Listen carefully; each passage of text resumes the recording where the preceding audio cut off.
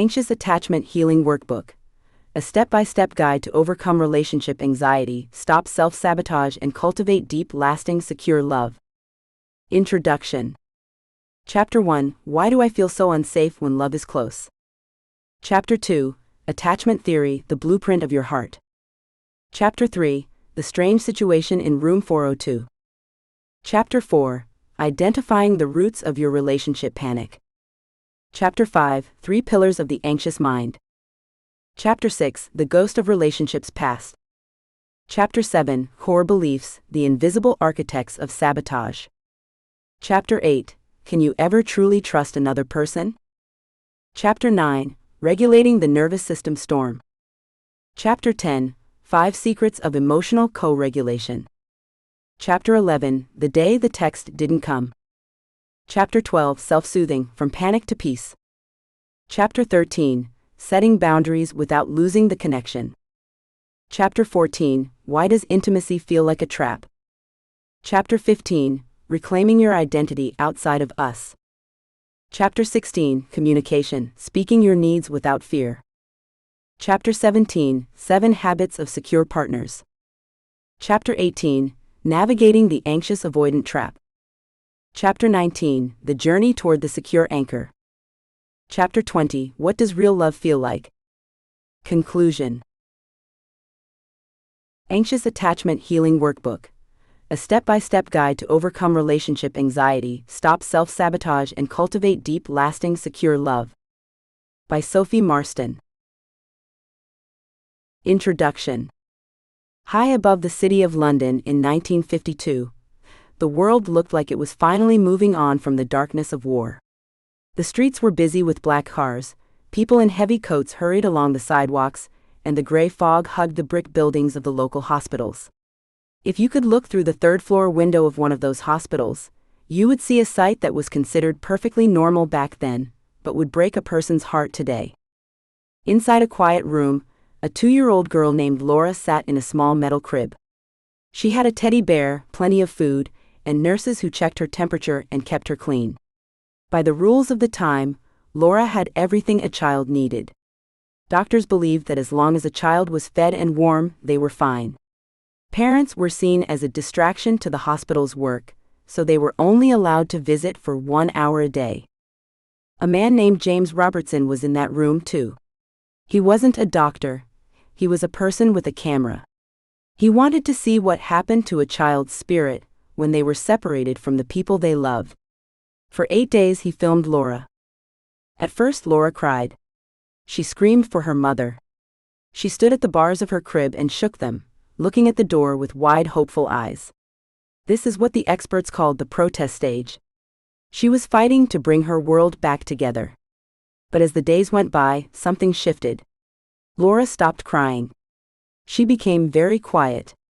She sat still for hours, staring at nothing. When her mother finally came for her 1-hour visit, Laura didn't run to her. She looked away. She seemed cold and distant. The doctors thought this meant Laura was settling in and becoming a good patient. But James Robertson saw the truth. He saw a child whose heart had been forced to shut down because the pain of waiting was too much to bear. When he showed this film to the world, it changed everything. It proved that our need to be close to our loved ones isn't just a want. It is a biological hunger.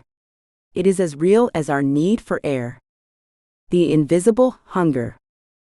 Today, we don't live in 1952 hospital wards, but many of us live in a state of emotional waiting that feels just as heavy. You might be sitting on your couch right now, the blue light of your phone screen glowing against your face. You are looking at a chat window. You see that the person you care about was active 10 minutes ago, yet your message is still sitting there, unread. Your heart begins to beat a little faster. You feel a tightness in your chest, like a knot being pulled tight. Your brain starts a tiny frantic motor of thoughts. Did I say something wrong? Are they losing interest? Maybe they are with someone else. You tell yourself to put the phone down, but 5 minutes later you are checking again. You are looking for a sign, any sign, that you are still safe and that they haven't left you behind. This is the texting anxiety loop. It is a modern version of Laura shaking the bars of her crib. It is a part of your brain that is very old and very fast, and its only job is to make sure you don't end up alone. For people with anxious attachment, this part of the brain is like a smoke alarm that is way too sensitive. It goes off when there is a fire, but it also goes off when someone just lights a candle or turns on the toaster. Living this way is exhausting. It feels like you are a hyper-vigilant tracker. You spend your days watching for tiny changes in your partner's voice, the way they hug you, or how long they take to text back. You become a chameleon, changing your own needs and your own personality just to keep the peace and keep them close. You feel like you are walking on eggshells, worried that one wrong move will send the whole relationship crashing down. A new way to stand. The struggle you feel isn't because you are too much or broken. It is because your internal alarm system was built to keep you safe in a world that felt unpredictable. Maybe you learned early on that love was something you had to earn, or that people you relied on could disappear without warning. Your brain did what it had to do to survive. It learned to stay on high alert. But you don't have to live in the protest stage forever. There is a different way to exist in a relationship, and it is what this book is designed to help you find. Imagine becoming a secure anchor. Think about a heavy iron anchor at the bottom of a harbor. When the wind blows and the waves get choppy, the boats might toss and turn, but the anchor stays put. It doesn't panic when the tide changes. It is solid, grounded, and sure of its place. By the time you finish this workbook, you will have the tools to stop the shame spiral that happens when you feel rejected. Calm your own nervous system without needing someone else to do it for you.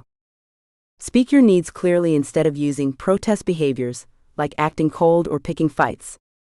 Break the habit of being drawn to people who are distant or avoidant.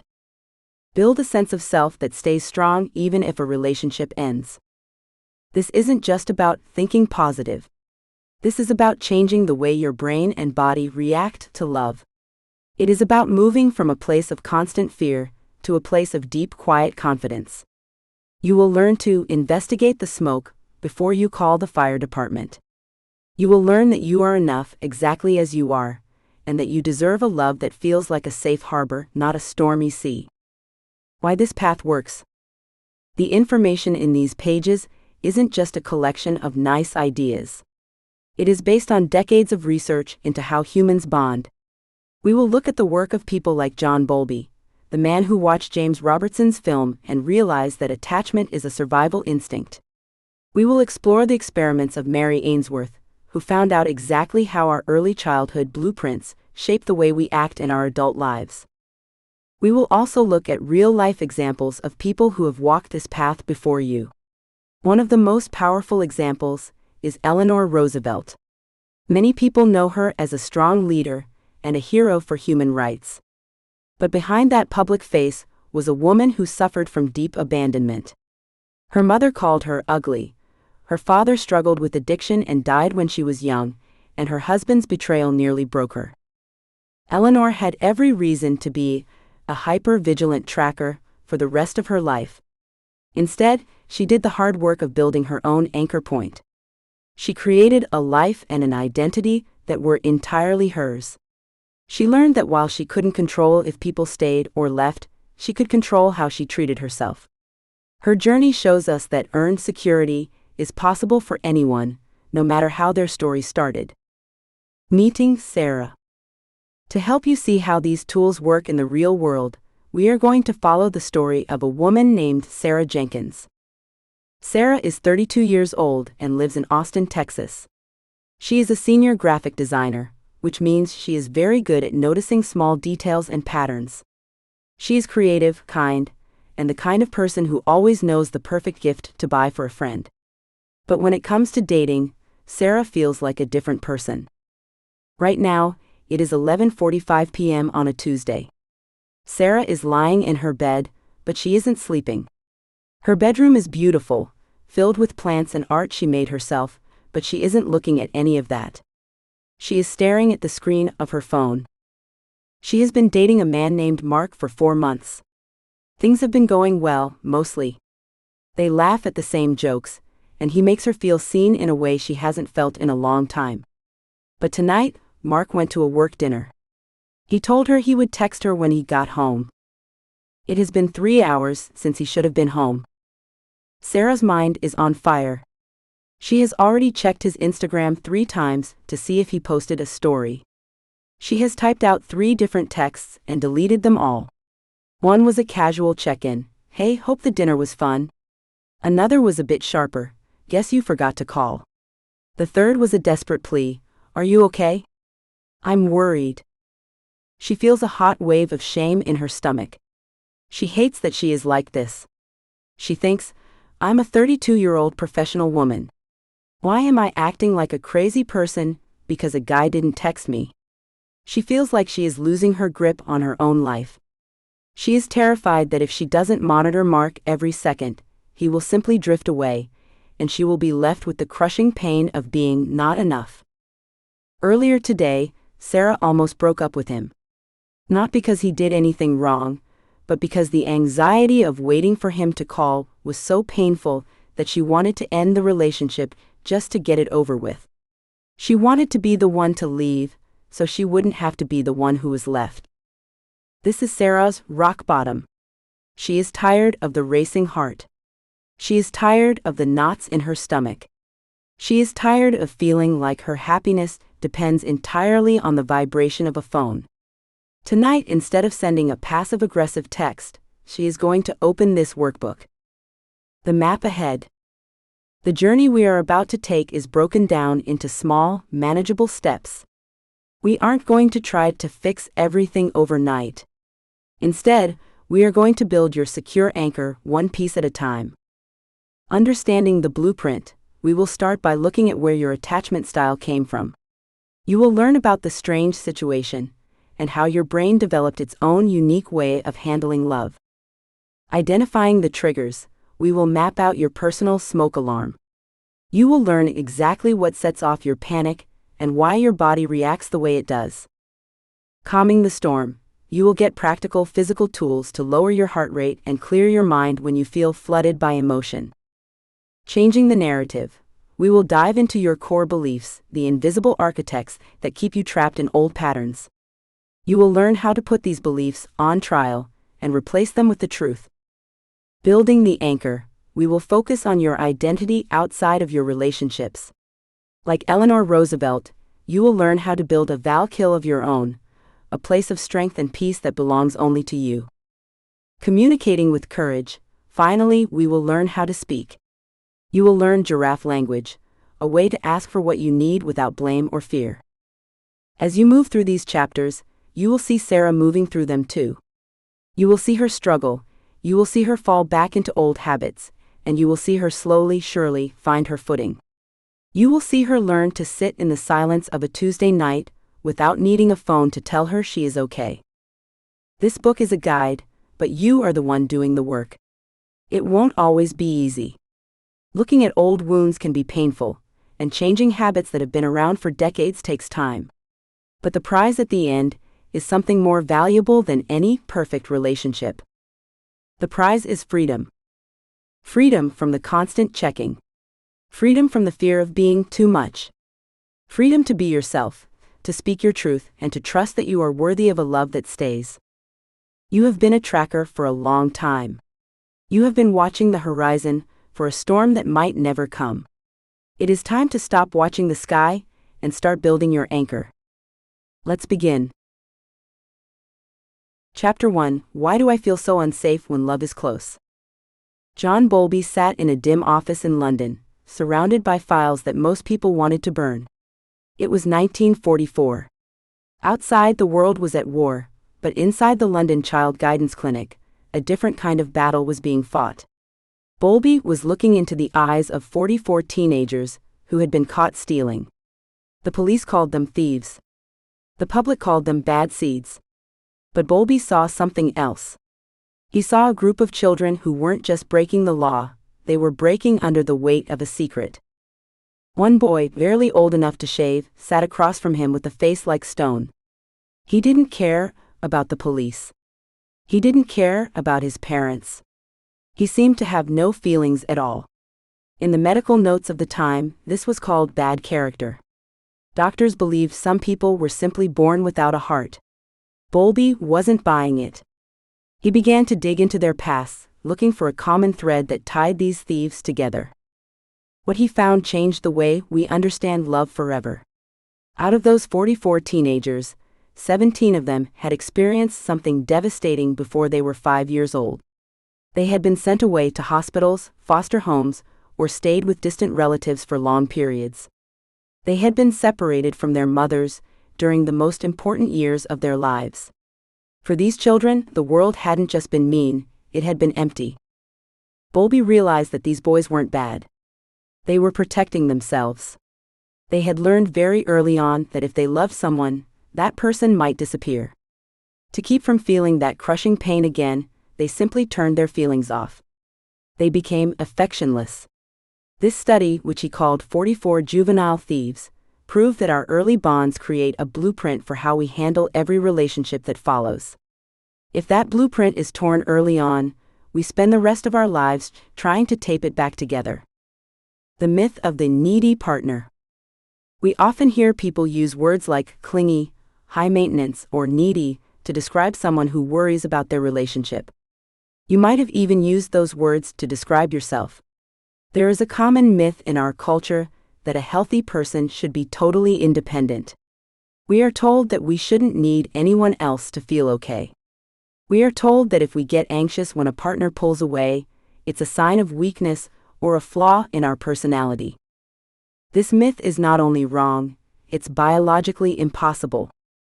Humans are not like sea turtles that hatch on a beach and crawl into the ocean alone. We are mammals. From the second we are born, our survival depends on staying close to another person. If a baby is left alone, it dies. Because of this, our brains developed a very powerful internal alarm system. This system has one job: to make sure we stay connected to our safe people. When you feel that spike of panic because a text hasn't been returned, or when you feel your heart race because your partner seems off, that isn't you being dramatic. It is your biological survival system working exactly how it was designed to. Your brain treats a threat to your relationship the same way it would treat a physical attack. To your nervous system, a cold shoulder feels just as dangerous as a cold winter night without a fire. Bowlby famously said, "What cannot be spoken to the mother cannot be told to the self."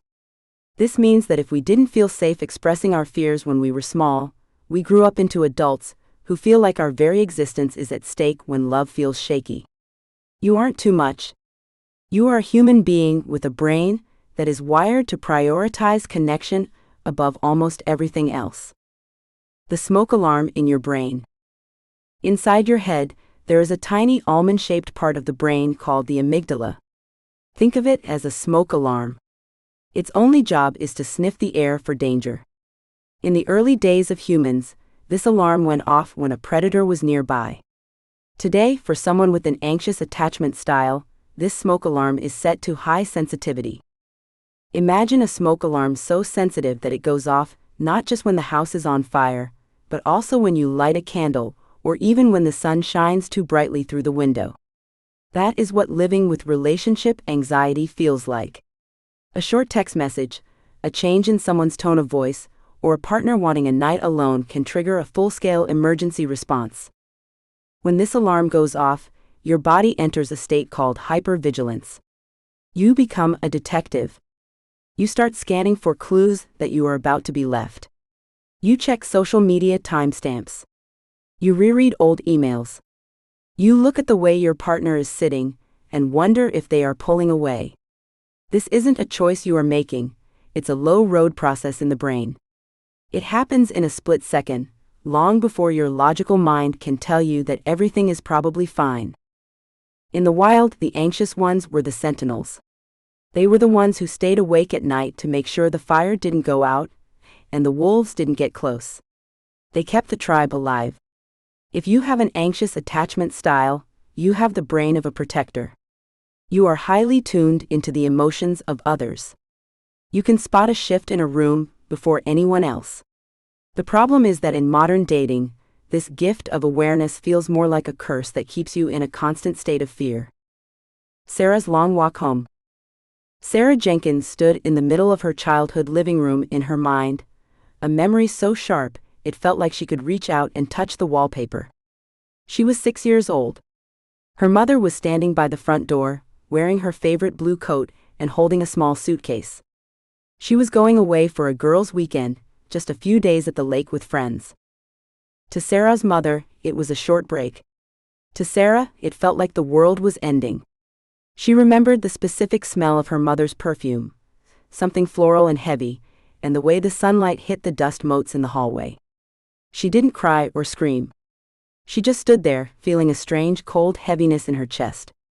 She felt small and in the way. Her father told her to be a big girl and go play. But for the next 48 hours, Sarah lived in a state of quiet terror. Every time a car drove past the house, her heart would leap, hoping it was her mother returning. Every time the phone rang, she held her breath. She was convinced that if she didn't stay perfectly still and wait, her mother might forget the way back. Now, at 32, Sarah was sitting at her cluttered office desk in Austin, Texas. Her phone sat face up next to her keyboard. She had texted her boyfriend Mark over an hour ago. He hadn't replied. She could feel that same cold heaviness from the hallway 30 years ago, creeping back into her chest. "He's busy," she whispered to herself. "He's in a meeting." But the smoke alarm didn't care about meetings. It was screaming. Sarah found herself opening Mark's Instagram profile to see if he had liked any photos recently. She was looking for proof that he was alive, but more importantly, proof that he wasn't ignoring her.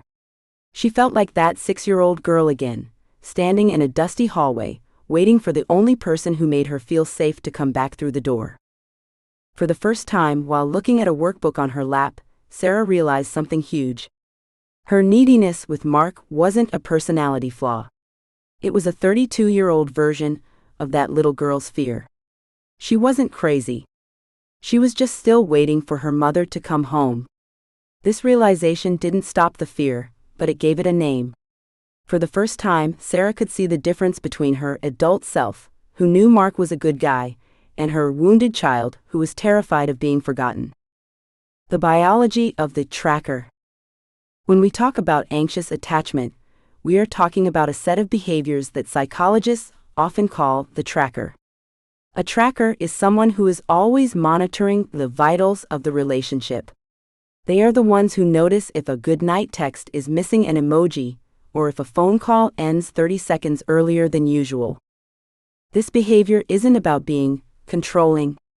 It's about seeking safety.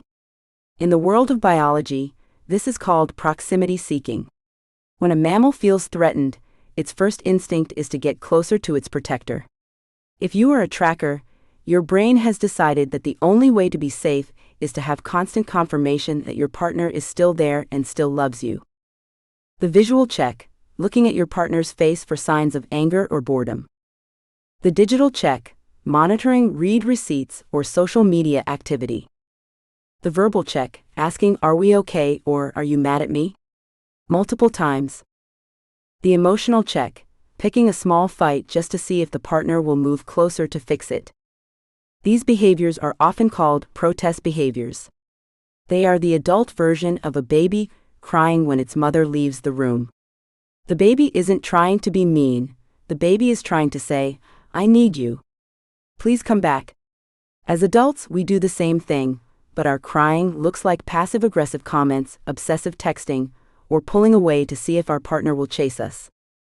The tragedy of the tracker is that these behaviors often push people away, which is the very thing the tracker is afraid of. This creates a cycle where the more anxious you feel, the more you track, and the more you track, the more stressed your partner becomes. Breaking this cycle starts with understanding that your tracking is an old survival skill that you just don't need in the same way anymore. Why love feels like a threat. It seems like a contradiction. Why would the thing we want most, love and closeness, be the very thing that makes us feel so unsafe? To understand this, we have to look at the stakes. If you don't care about someone, they can't hurt you. If a stranger at the grocery store ignores you, it doesn't trigger your smoke alarm. You might think they are rude, but you don't go home and cry about it. But when you love someone, you give them the remote control to your nervous system. You are telling your brain, this person is my safe harbor. The moment that person feels distant, your brain realizes that your safe harbor might be disappearing. To an anxious brain, love is a high-stakes gamble. The closer you get, the more you have to lose. This is why many people with anxious attachment feel a strange sense of relief when a relationship ends. The pain of the breakup is terrible, but the anxiety of wondering if it will end is finally over. The wait is finished. For a moment, the smoke alarm finally goes silent because the house has already burned down. Healing isn't about learning to not care. It's about learning that you are your own safe harbor too.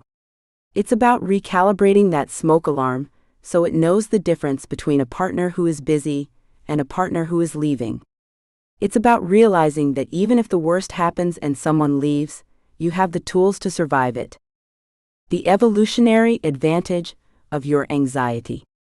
Before you spend another minute wishing you could just be normal, it is important to realize that your sensitive nervous system was an evolutionary masterpiece. For thousands of years, humans lived in small groups where survival was hard. In those groups, there were different roles. Some people were the hunters. They were brave and took risks. They didn't worry much about what others thought. Some people were the nurturers. They kept the peace and made sure everyone was fed. And then there were the sentinels, the people with the anxious attachment style. As a sentinel, you were the one who noticed the slight change in the wind that meant a storm was coming. You were the one who noticed that a member of the tribe looked sick before they even had a fever. You were the one who made sure the children stayed close to the center of the camp. Your anxiety was a gift to the tribe. You were the reason everyone stayed safe. In modern life, we don't have to worry about wolves or freezing to death in the woods. But your brain doesn't know that. It still thinks it's in the camp. It still thinks that if your partner, your co-protector, is distant, you might be left alone to face the elements. When you feel that relationship panic, try to thank your brain for trying to keep you alive. It's just doing its best with old software. Moving toward the light. John Bowlby's work didn't end with the thieves. He spent the rest of his life showing that humans are incredibly resilient. He believed that even if we had a rough start, we could learn to build a secure base within ourselves. He saw that when people understood why they felt so unsafe, they could finally start to do something about it. You are not broken. You are not too much. You are a person who has a very strong drive for connection and a very sensitive alarm system. The journey you are on is not about changing who you are, it's about updating your internal map. It's about teaching your brain that you are no longer a helpless child in a hallway, but a capable adult who can handle the ups and downs of love. As Sarah Jenkins sat at her desk, she took a deep breath. She looked at her phone. Mark still hadn't texted. Instead of opening Instagram, she closed her eyes. She pictured that 6-year-old version of herself, and imagined sitting down next to her on the hallway floor. It's okay, she told her younger self. Mom is coming back. And even if she doesn't, I'm here. I've got us. She felt a tiny shift in her chest. The cold heaviness didn't disappear, but it felt a little lighter. She put her phone in her desk drawer and turned back to her work. She wasn't fixed, but she was learning. She was starting to realize that the safety she was looking for in Mark's text message was something she could start to build inside her own heart. The path to feeling safe in love starts with a single realization: the fear you feel isn't a sign that things are going wrong. It's just a sign that you are human, and you have a heart that knows how much connection matters. You have spent your life tracking the love of others. Now it is time to start tracking the strength within yourself. The light is there. You just have to learn how to see it. Love doesn't have to be a trap or a source of constant panic. It can be a steady, quiet fire that keeps you warm without burning you. You are worthy of that kind of love, and more importantly, you are capable of creating it. One breath, one realization, and one small step at a time. Chapter 2: Attachment Theory, the Blueprint of Your Heart. In 1958, a baby rhesus monkey sat alone in a cold metal cage in a lab at the university.